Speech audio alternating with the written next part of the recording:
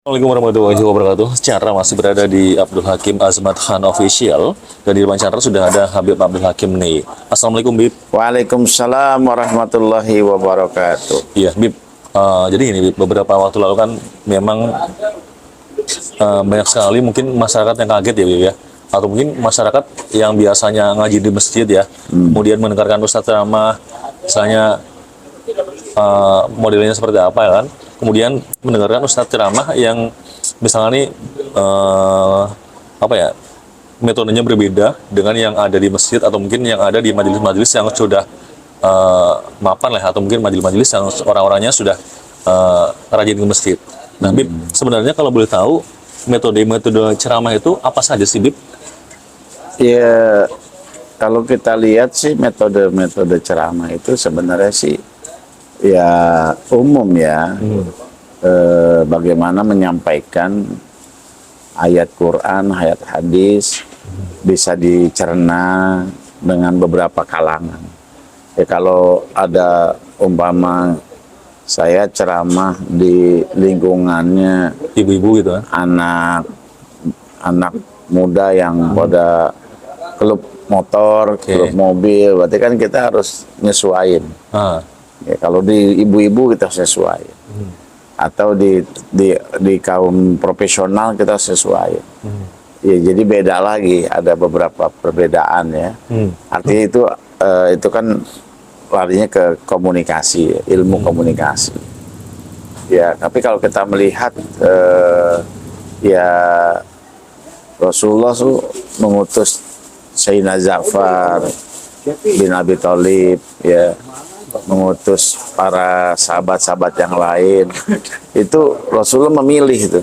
Oh, sahabat ini di mana gitu ya? Iya, memiliki ilmu di bidang ini, dia ke sana. Ilmu di bidang ini dia ke sana. Makanya dari sahabat kita kan ada Abu Bakar As-Siddiq yang lemah lembut, ya. Ada Umar bin Khattab yang tegas, ya.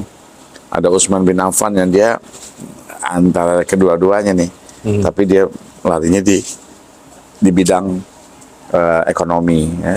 Ada Ali bin Abi Thalib yang Masya Allah beliau arif, bijak, gitu, memberikan nuansa-nuansa dan menghindari konflik dan segala macam.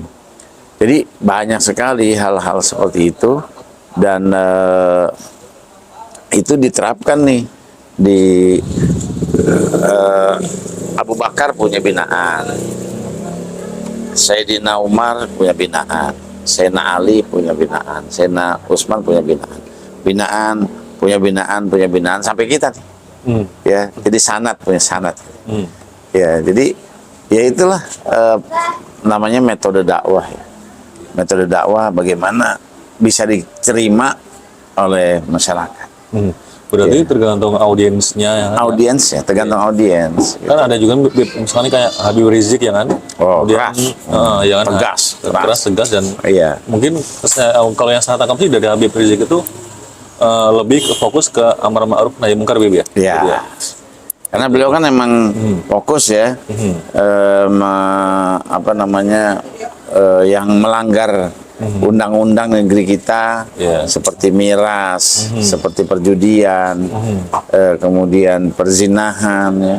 Itu kan memang diatur tuh dalam negara kita. Cuman ada oknum-oknum yang bermain, gitu kan. Maka Habib Rizik yang membantu, Habib Rizik dan kawan-kawannya membantu kepolisian untuk membereskan hal ini. Ya, tentunya juga saya pernah juga tuh nanya, kok nanti gimana terjadi konflik? Enggak, ternyata EP itu dalam bergerak pun ya dengan garis komando kepolisian juga. Tentunya artinya kalau ini apa juklaknya sebatas mana dan mana gitu. Karena emang polisi itu kan kurang, ya, kurang jumlahnya buat menertibkan orang-orang yang bermasalah di negeri kita. Makanya perlu bantuan daripada orang-orangnya. Tapi juga tentunya kan untuk amar ma'ruf nahi munkar itu kan nggak mungkin bisa lemah lembut seperti hakim ya. Jangan, bisa kan nggak bisa juga. Harus tegas ya. Karena mereka pelaku-pelaku yang emang udah mendarah daging. Ya, jadi harus tegas. Itu ketegasan itu ya itu plus minus, ya, plus minus.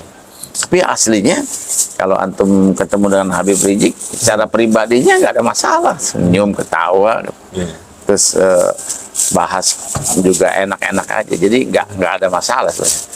Ini cuma di metode ya tentunya metode ini yang dijalani oleh ada Yusuf Mansur, ya min ahli sedekah, jadi yang mengajak orang untuk bersedekah. Ada Agim atau dulu almarhum Ustadz Jepri, Ustadz Gaul, ya.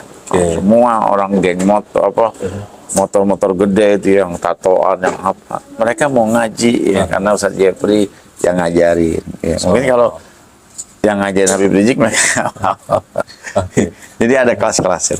Iya, berarti sebenarnya untuk literasi masyarakat, Bib ya. Ini masyarakat juga harus tahu juga nih, istilahnya Habib Rizik, istilahnya dakwahnya seperti ini, ya kan? Kemudian nggak apa-apa Pak Chandra. Gitu. Jadi nggak harus semua orang suka. Oh gitu, iya. Iya, kan nggak mungkin orang 100% suka, nggak mungkin juga 100% benci. Oke. Ya, jadi berjalan aja, yang penting lillahi ta'ala. Yang penting bergerak, berdakwah karena Allah Subhanahu wa Ta'ala. Maka kalau kita intangsullah wa yansurkum wa yushabbit aqdamakum. Kalau kita menolong agama Allah ini dengan cara yang lillahi ta'ala, maka Allah akan tolong dia. Gitu. Ya, banyaklah ulama-ulama terdahulu ya, yang mungkin juga sama ya melawan pemerintah Belanda, pemerintah Jepang, dan akhirnya dipenjara, diasingkan kemana? Karena dia dakwanya lillahi ta'ala, dimanapun dia dakwah, diasingkan ke Afrika Selatan, hidup di sana dan berdakwah juga di sana. Jadi nggak ada masalah. Chandra jadi ingat terkait dengan pahlawan-pahlawan kita, Bib ya. Bagaimana di Ponorogo berjuang ya kan? Iya. Dan Wali Songo juga kan. Wali Songo ada Sunan Gunung Jati, ada Sunan Kalijaga. Bagaimana Sunan Kalijaga tuh berbeda-beda juga, Bib ya. Gamelannya, ya dengan gamelan, ya. Berdakwah dengan cara gamelan sehingga orang itu tertarik.